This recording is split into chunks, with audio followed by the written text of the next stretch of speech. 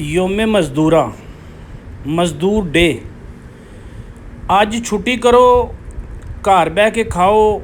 ਕਿੱਥੋਂ ਖਾਓ? ਦੁੱਧ ਕਿੱਥੋਂ ਲਿਆਉਣਾ ਹੈ, ਸਬਜ਼ੀ ਕਿੱਥੋਂ ਲਿਆਉਣੀ ਹੈ, ਰੋਟੀ ਕਿੱਥੋਂ ਖਾਣੀ ਹੈ, ਬਿਜਲੀ ਦਾ ਬਿੱਲ ਕਿੱਥੋਂ ਦੇਣਾ ਹੈ। ਘਰ ਦੇ ਵਿੱਚ ਛੋਟੇ ਛੋਟੇ ਬੱਚੇ ਨੇ, ਉਹਨਾਂ ਦੇ ਮਾਮਲਾਤ ਕਿੱਥੋਂ ਚਲਾਉਣੇ ਨੇ। ਇਸ ਗੱਲ ਦਾ ਕਿਸੇ ਨਾਲ ਕੋਈ ਤਾਲੁਕ ਨਹੀਂ। ਇੱਕ ਬੰਦਾ ਐਸਾ ਨਹੀਂ ਹੈ ਵੀ ਕਿ ਜਿਹਨੇ ਛੁੱਟੀ ਕੀਤੀ ਹੋਵੇ। ਖਾਸ ਕਰਕੇ ਮਜ਼ਦੂਰ ਜਿਹਦੇ ਵਾਸਤੇ ਛੁੱਟੀ ਹੈ, ਉਹ ਸਭ ਮਿਸਤਰੀਆਂ ਨਾਲ, ਮਜ਼ਦੂਰਾਂ ਨਾਲ, ਫੈਕਟਰੀਆਂ ਵਿੱਚ, ਮੁਖਤਲਿਫ ਮੰਡੀਆਂ ਵਿੱਚ, ਕਿਸੇ ਜਗ੍ਹਾ 'ਤੇ ਵੀ ਉਹਨਾਂ ਨੇ ਛੁੱਟੀ ਨਹੀਂ ਕੀਤੀ। ਛੁੱਟੀ ਕਿਹਨੇ ਕੀਤੀ ਹੈ? ਜਿਹੜੇ ਪਹਿਲਾਂ ਹੀ ਗੌਰਮੈਂਟ ਦੇ ਮੁਲਾਜ਼ਮ ਨੇ, ਉਹਨਾਂ ਨੂੰ ਪਤਾ ਹੈ ਸਾਡੀ ਤਨਖਾਹ ਆਉਣੀ ਹੈ, ਉਹਨਾਂ ਦੀ ਅੱਜ ਛੁੱਟੀ ਹੈ, ਉਹ ਅੱਜ ਘਰ ਨੇ। ਹੁਣ ਜਿਨ੍ਹਾਂ ਦੀ ਛੁੱਟੀ ਬਣਦੀ ਸੀ, ਜਿਨ੍ਹਾਂ ਵਾਸਤੇ ਰੱਖੀ ਗਈ ਹੈ, ਰੱਖੀ ਕਿੰਨੇ ਸਾਲ ਦੇ ਵਿੱਚ ਕਿੰਨੀਆਂ ਛੁੱਟੀਆਂ ਹੋ ਜਾਂਦੀਆਂ ਨੇ। ਗਰਮੀਆਂ ਦੀਆਂ ਛੁੱਟੀਆਂ ਆ ਗਈਆਂ ਨੇ, ਸਕੂਲ ਦੀਆਂ ਛੁੱਟੀਆਂ ਆ ਗਈਆਂ ਨੇ, ਹਫ਼ਤਾ ਐਤਵਾਰ ਸਕੂਲ ਦੀ ਛੁੱਟੀ ਕਰਾ ਦਿੱਤੀ ਹੈ। ਤਾਲੀਮ ਪੜ੍ਹਨੇ ਵਾਸਤੇ, ਬੱਚਿਆਂ ਨੂੰ ਅੱਗੇ ਵਧਣ ਵਾਸਤੇ ਗੌਰਮੈਂਟ ਦੇ ਸਕੂਲਾਂ ਦੇ ਵਿੱਚ ਹਫ਼ਤਾ ਐਤਵਾਰ ਛੁੱਟੀ ਹੁੰਦੀ ਹੈ। ਉਹ ਪ੍ਰਾਈਵੇਟ ਜਿਹੜੇ ਨੇ ਉਹ ਸਿਰਫ ਐਤਵਾਰ ਨੂੰ ਕਰਦੇ ਨੇ, ਉਹਨਾਂ ਨੂੰ ਕੋਈ ਪੁੱਛਦਾ ਹੀ ਨਹੀਂ, ਅਤੇ ਗੌਰਮੈਂਟ ਨੇ ਛੁੱਟੀ ਦਿੱਤੀ। ਇਹ ਸਾਰੇ ਮੁਲਕ ਨੂੰ ਫਾਇਦੇ ਦਿੰਦੇ ਨੇ ਜਾਂ ਨੁਕਸਾਨ ਦਿੰਦੇ ਨੇ। ਕਿਸੇ ਬੰਦੇ ਨੇ ਸਰ ਚੋੜ ਕੇ ਬੈਠਾ ਨਹੀਂ ਕਿ ਬਈ ਇਹ ਅਸੀਂ ਕਿਉਂ ਕਰ ਰਹੇ ਹਾਂ। ਉਹਨਾਂ ਮਜ਼ਦੂਰਾਂ ਨੂੰ ਕਿਹਾ ਸ਼ਾਮ ਨੂੰ ਅਸੀਂ ਕੋਈ ਐਸਾ ਸਿਸਟਮ ਬਣਾਇਆ ਹੈ ਕਿ ਜਿੱਥੋਂ ਉਹ ਜਾ ਕੇ ਫ੍ਰੀ ਦੇ ਵਿੱਚ ਲੈ ਲੈਣ ਔਰ ਆਪਣੀ ਇੱਕ ਦਿਨ ਰੋਟੀ ਖਾ ਲੈਣ। ਉਹਨਾਂ ਦੇ ਬਿਜਲੀ ਦੇ ਬਿੱਲ ਦੇ ਵਿੱਚ, ਉਹਨਾਂ ਦੇ ਗੈਸ ਦੇ ਬਿੱਲ ਦੇ ਵਿੱਚ, ਉਹਨਾਂ ਦੇ ਘਰ ਦੇ ਜਿੰਨੇ ਅਖਰਾਜਾਤ ਨੇ, ਉਹਨਾਂ ਦੇ ਵਿੱਚ ਕਿਧਰੇ ਇੱਕ ਰਾਈ ਦੇ ਦਾਣੇ ਬਰਾਬਰ ਅਸੀਂ ਇਸ ਡੇ ਨੂੰ ਗੁੰਜਾਇਸ਼ ਦਿੱਤੀ ਹੈ ਕਿ ਵੀ ਇਹ ਮਜ਼ਦੂਰ ਹੈ, ਇਹਨੂੰ ਅੱਜ ਦਾ ਦਿਨ ਮਾਫੀ ਹੈ ਇਸ ਚੀਜ਼ ਦੀ।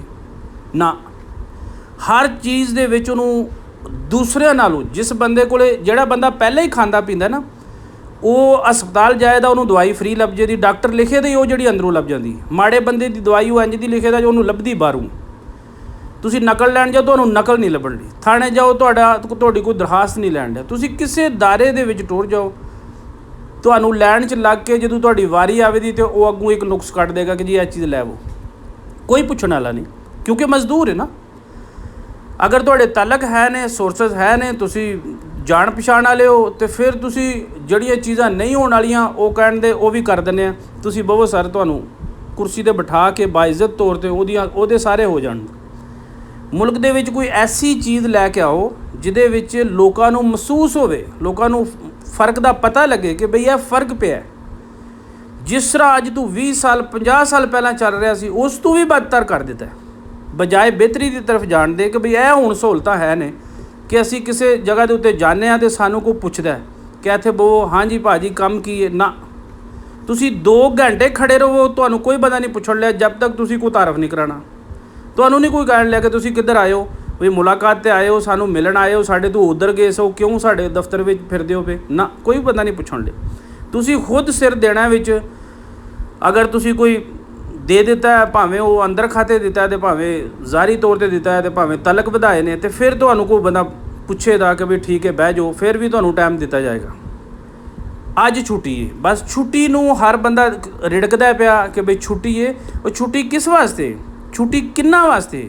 ਉਹਨਾਂ ਵਾਸਤੇ ਜਿਨ੍ਹਾਂ ਨੇ, ਜਿਹੜੇ ਅੱਗੇ ਹੀ ਥੱਕੇ ਨੇ, ਜਿਹੜੇ ਗੌਰਮੈਂਟ ਦੇ ਅਦਾਰਿਆਂ ਦੇ ਵਿੱਚ ਕੰਮ ਕਰਕੇ ਥੱਕੇ ਨੇ ਨਾ, ਉਹਨਾਂ ਦੀ ਛੁੱਟੀ ਹੈ। ਉਹਨਾਂ ਨੇ ਅੱਜ ਰੈਸਟ ਕਰਨੀ ਹੈ। ਮਜ਼ਦੂਰਾਂ ਨੇ ਛੁੱਟੀ ਨਹੀਂ ਕਰਨੀ ਹੈ। ਵੀ ਉਹ ਤਾਂ ਵਿਚਾਰਾ ਇੰਨਾ ਕਰ ਪਰੇਸ਼ਾਨ ਹੈ ਕਿ ਵੀ ਉਹ ਤਾਂ ਰਾਤ ਨੂੰ ਸੋਚਦਾ ਰਹਿੰਦਾ ਕਿ ਵੀ ਸੁਬਾਹ ਦਿਨ ਚੜ੍ਹੇਦਾ ਅਤੇ ਮੇਰੇ ਨਾਲ ਕੀ ਬਣੇਦਾ, ਮੈਂ ਕਿੱਥੇ ਜਾਵਾਂਗਾ ਅਤੇ ਕਿੱਥੋਂ ਮੈਨੂੰ ਦਿਹਾੜੀ ਲੱਭੇਦੀ, ਅਤੇ ਫਿਰ ਮੈਂ ਆਪਣੀ ਰੋਟੀ ਰੋਜ਼ੀ ਦਾ ਬੰਦੋਬਸਤ ਕਰਾਂਗਾ। ਤੁਹਾਡੇ ਵਾਸਤੇ ਕੋਈ ਛੁੱਟੀ ਨਹੀਂ ਹੈ। ਮਜ਼ਦੂਰ ਨੂੰ ਕਿਸੇ ਇੱਕ ਰਾਈ ਦੇ ਦਾਣੇ ਬਰਾਬਰ ਕੋਈ ਫੈਕਟਰੀ ਦੇ ਵਿੱਚ ਦੱਸੇ ਕਿ ਵੀ ਮੈਂ ਅੱਜ ਦੇ ਦਿਨ ਕੰਮ ਕਰਵਾਇਆ ਅਤੇ ਇਹਨੂੰ ਮੈਂ ਡਬਲ ਤਨਖਾਹ ਦਿੱਤੀ ਹੈ, ਉਸ ਦਿਨ ਦੀ ਮੈਂ ਉਹਨੂੰ ਓਵਰ ਟਾਈਮ ਦਿੱਤਾ ਹੈ। ਜਾਂ ਮੈਂ ਕਿਸੇ ਲੇਬਰ ਨੂੰ ਕਿਤੇ ਬਾਹਰ ਕੰਸਟਰਕਸ਼ਨ ਦਾ ਕੰਮ ਕਰਵਾਇਆ ਅਤੇ ਉਹਨੂੰ ਮੈਂ ਤਨਖਾਹ ਡਬਲ ਦਿੱਤੀ ਹੈ। ਜਾਂ ਮੈਂ ਉਹਨੂੰ ਛੁੱਟੀ ਕਰਾਈ, ਉਹਨੂੰ ਕਿਹਾ ਤੂੰ ਛੁੱਟੀ ਕਰ, ਸੁਬਾਹ ਤੈਨੂੰ ਤਨਖਾਹ ਲੱਭ ਜਾਏਗੀ, ਤੈਨੂੰ ਤੇਰੇ ਇਸ ਦਿਨ ਦਾ ਮੁਆਵਜ਼ਾ ਲੱਭੇਗਾ। ਕਿਸੇ ਉਹਦੇ 'ਤੇ ਕਿਉਂ ਪਾਉਂਦੇ ਹੋ?